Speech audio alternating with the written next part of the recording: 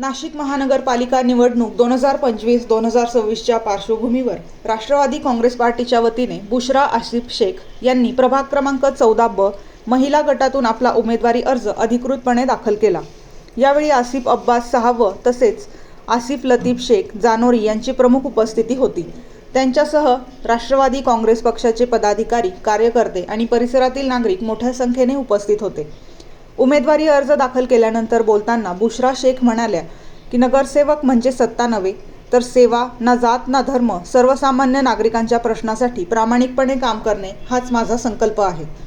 शिक्षण, आरोग्य, सामाजिक न्याय, महिला सक्षमीकरण तसेच मूलभूत नागरी सुविधा या मुद्द्यांवर विशेष भर दिला जाईल असे त्यांनी स्पष्ट केले।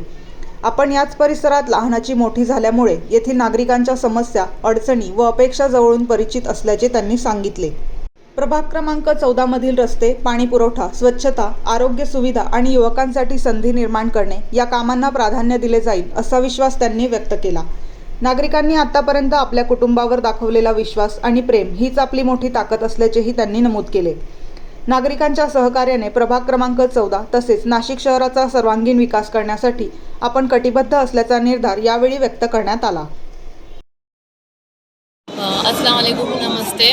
मैं बुशरा आसिफ मुलानी प्रभाग क्रमांक 14 से महिला उम्मीदवारी के लिए खड़ी हुई हूँ और मेरे मरहूम सलीम अब्बास जो कि पहले भी नगर सेवक रह चुके हैं और वो पॉलिटिक्स में काफ़ी अच्छा काम उन्होंने किया हुआ है। और मेरे वालिद साहब आसिफ जानोरी, इन्होंने भी 25 साल से सोशल वर्क में काफ़ी इन्होंने हेल्प की है, काम किया हुआ है। और मुझे भी इनकी वजह से हौसला मिला, उम्मीद मिली कि मैं भी इस फील्ड में आऊँ और कुछ अच्छा करूँ और हमारे प्रभाग के विकास के लिए कुछ अच्छा काम करूँ।